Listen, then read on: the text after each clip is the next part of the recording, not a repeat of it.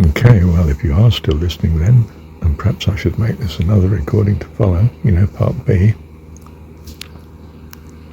I'm not talking about the ordinary, I'm talking about the utterly fantastic. What are the tales of Taataaria?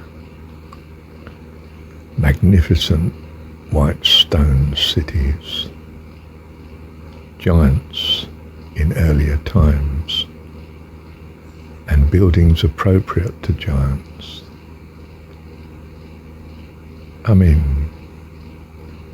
14, 20-foot giants. We're not talking about, just a very tall person, 8 foot or something.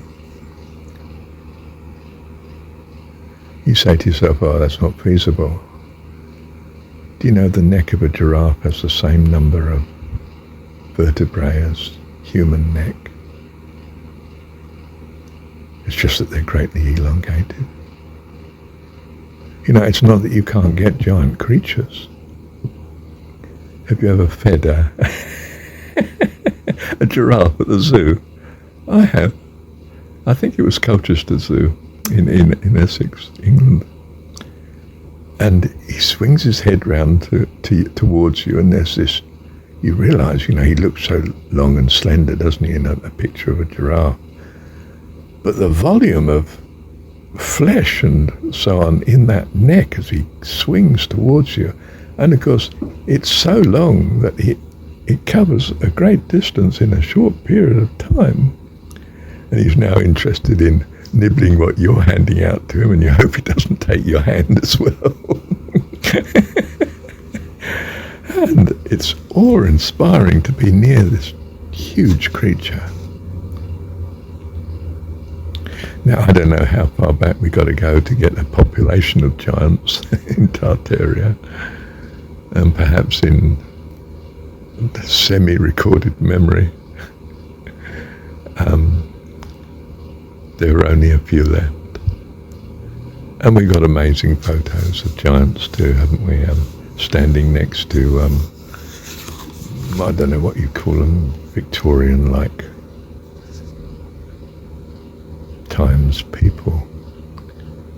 So perhaps there were a few remnants of them, and there's much concern about bones that have been found of giants. In the order of 17 foot, that sort of thing. And tales like under the Tibetan Patala of the coffins of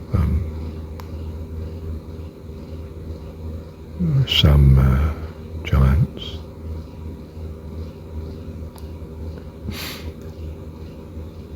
But the existence of giants, in a sense, is neither here nor there, except that when you look at these buildings, there's no heating.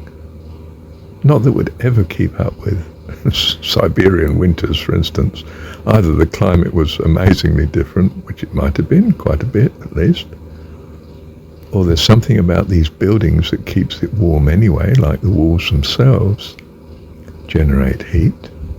Because they have enormous windows and ridiculously high ceilings. The last thing you want in a cold climate is large windows and high ceilings. From the point of view of architectural logic, this is not the way to build. And there may be these astonishing buildings that may have been long before time's recorded, but where were the factories? They don't seem to need that sort of thing. And so you start to get the sort of, the myth thing runs wild in one's mind. Were they incredible spiritual beings where you didn't need modern civilization to meet human needs? You didn't need food or warmth. You could generate it yourself. And perfectly, the nourishment to the body and the care of it, such that you are giants, you become giants. You know, it's not just a good diet, it's perfect. It's the Holy Spirit. Were there people that seem to have lived peacefully? Well, if they lived into something like the, 13, 14, 1500s, yes, because in their sort of territory were also these nomadic people that were pretty violent from the Western point of view, hordes that invaded northern Europe and even down to the Mediterranean and generally aggravated Persia and so forth. What we call Scythian. They seem to have accommodated this on their, or towards their territory without trouble.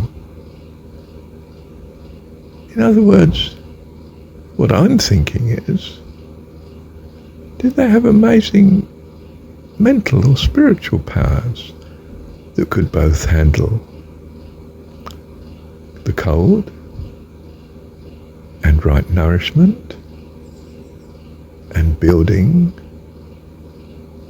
wonderful places, magnificent palaces, which we had no idea what to do with and didn't find them very useful, didn't keep you warm in a Siberian winter, were a nightmare. I mean, you've got to put fireplaces in, so bang holes in the roof and, board up the windows. And how do you make these places habitable if you inherit them?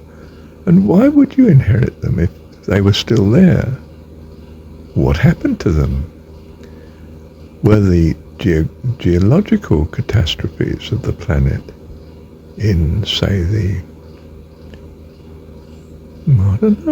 1600s, 1700s, wherever it was, were they such that these giants were wiped out, apart from a few that were on the periphery in different countries that did escape the catastrophes of mudslides and volcanoes and perhaps tsunamis and torrential rains that gave floods and covered the place with mud and so on?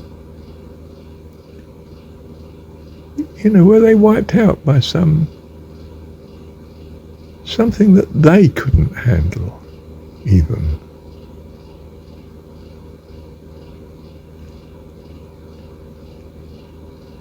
That's my boundary. I don't know.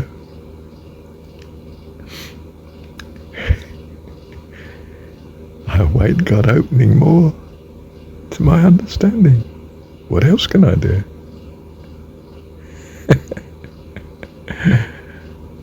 Thank you, Heavenly Dad.